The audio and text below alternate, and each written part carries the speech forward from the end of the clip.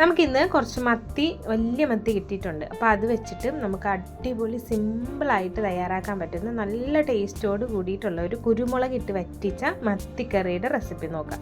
അപ്പോൾ അതിനായിട്ട് മിക്സിയുടെ ചെറിയ ജാറിലേക്ക് ചെറിയുള്ളി, വെളുത്തുള്ളി, ഇഞ്ചി ഇതെല്ലാം നമ്മുടെ ആവശ്യത്തിനനുസരിച്ച് നമുക്ക് മത്തി എന്തോരം ഉണ്ടോ അതനുസരിച്ചിട്ട് ചേർത്ത് കൊടുക്കാവുന്നതാണ്. പിന്നെ ഇഞ്ചിയും വെളുത്തുള്ളിയൊക്കെ ടേസ്റ്റ് ഇഷ്ടമില്ലാത്തവർക്ക് അതനുസരിച്ചിട്ട് കൂട്ടുകയും കുറയ്ക്കുകയൊക്കെ ചെയ്യാം കേട്ടോ.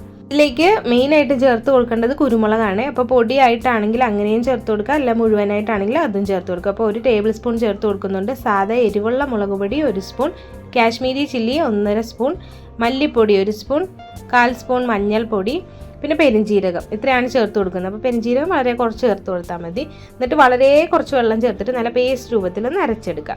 ഇനി നമ്മൾ ചട്ടി വെച്ച് ചൂടായി അതിലേക്ക് വെളിച്ചെണ്ണയാണ് ഒഴിച്ചു കൊടുക്കുന്നത്. ഇനി ഉലുവ ഇട്ട് കൊടുക്കുന്നുണ്ട്. കടുക് ഇടുന്നവർക്ക് ഇട്ട് കൊടുക്കുക. അപ്പോൾ ഉലുവ ഇട്ട് ഒന്ന് പൊട്ടിക്കഴിഞ്ഞ ശേഷം ഇതിലേക്ക് വറ്റൽ മുളകും കറിവേപ്പിലയും കൂടെ ചേർത്ത് കൊടുക്കുക. ഇതിലേക്ക് ഇനി അരച്ചു വെച്ചിരിക്കുന്ന അരപ്പ് ഇതുപോലെ ഒഴിച്ചു കൊടുക്കാവുന്നതാണ്. അപ്പോൾ ഇതുപോലെ തന്നെ പേസ്റ്റ് രൂപത്തിലും ഈ ഒരു പരുവത്തിൽ വേണം നമുക്ക് അരഞ്ഞു കിട്ടാനൊക്കെ. പിന്നെ വെള്ളവും ഇതുപോലെ ഇത്രയും മതിയാവും. ഒത്തിരി വെള്ളം ഒഴിച്ചു കഴിഞ്ഞാൽ ഈ അരപ്പ് നമുക്കൊന്ന് എണ്ണയിൽ മൂപ്പിച്ചെടുക്കാൻ പാടായിരിക്കും.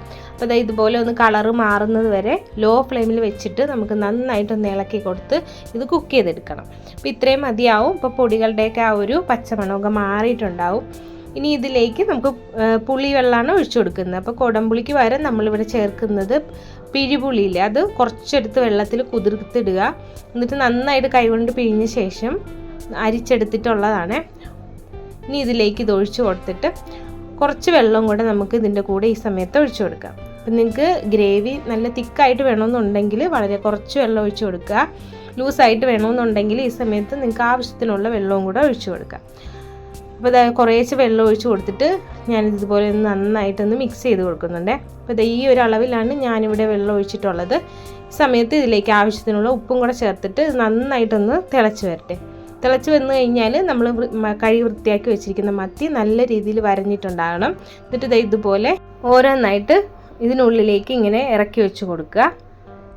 അപ്പം നന്നായിട്ട് മത്തി മുങ്ങിക്കിടക്കുന്ന പരുവത്തിൽ വേണം നമ്മൾ വെള്ളം ഒഴിച്ച് തിളപ്പിക്കാൻ വേണ്ടിയിട്ട്. അപ്പോൾ എല്ലാം നമ്മൾ ആവശ്യത്തിന് എടുത്ത മത്തിയും ഇതിലേക്ക് ഇതുപോലെ തന്നെ ഇറക്കി വെച്ച് കൊടുക്കുക.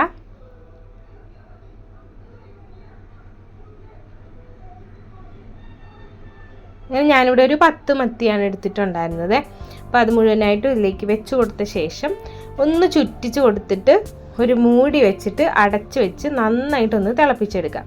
തിളച്ച് കഴിഞ്ഞാൽ വീണ്ടും ലോ ഫ്ലെയിമിലേക്ക് വെച്ചിട്ട് എണ്ണയൊക്കെ തെളിഞ്ഞ് വരുന്നത് വരെ നമുക്കിതൊന്ന് വറ്റിച്ചിട്ടെടുക്കാം. അപ്പോൾ ഇപ്പോൾ ഒരു പ്രാവശ്യം നമ്മളൊന്ന് തുറന്നിട്ടുണ്ട്. അങ്ങനെ ഇത് സ്പൂൺ ഒട്ടും ഇടാതെ തന്നെ കൈകൊണ്ട് തന്നെ നമ്മൾ ചുറ്റിച്ച് എടുക്കുന്നതായിരിക്കും ഏറ്റവും നല്ലത്. അപ്പോൾ ഇവിടെ കറക്റ്റ് വറ്റി എണ്ണയൊക്കെ തെളിഞ്ഞ് വന്നിട്ടുണ്ട്. അപ്പോൾ ഇതിന് തണുക്കുന്നതനുസരിച്ചിട്ട് കുറച്ചും കൂടെ തിക്കായിട്ട് വരും. അപ്പോൾ ഈ ഒരു പരുവത്തിൽ ഞാൻ ഫ്ലെയിം ഓഫ് ചെയ്ത് കൊടുത്തിട്ടുണ്ട്. അപ്പോൾ ഈ ഒരു കറി കൂട്ടി മാത്രം നമുക്ക് ചോറ് ഒത്തിരി കഴിക്കാം. നല്ല ടേസ്റ്റി ആയിട്ടുള്ളൊരു മത്തിയുടെ റെസിപ്പിയാണ്. നിങ്ങളെല്ലാവരും ഒന്ന് ട്രൈ ചെയ്ത് നോക്കുക. ഇപ്പോൾ നമുക്ക് വലിയ മത്തിയൊക്കെ കിട്ടാൻ തുടങ്ങിയിട്ടുണ്ട്. അപ്പോൾ നിങ്ങൾക്ക് ഇന്നത്തെ വീഡിയോ ഇഷ്ടപ്പെട്ട് കഴിഞ്ഞാൽ നമ്മുടെ ചാനൽ ആദ്യമായിട്ട് കാണുന്നവരൊന്ന് സബ്സ്ക്രൈബ് ചെയ്യുക. തൊട്ട് താഴെ കാണുന്ന ബെല്ലൈക്കൺ കൂടെ നിൽക്കി ഓൾ എന്ന ഓപ്ഷൻ കൊടുക്കുക. ഷെയർ ചെയ്യുക, കമൻറ്റ് ചെയ്യുക. Thank you for watching.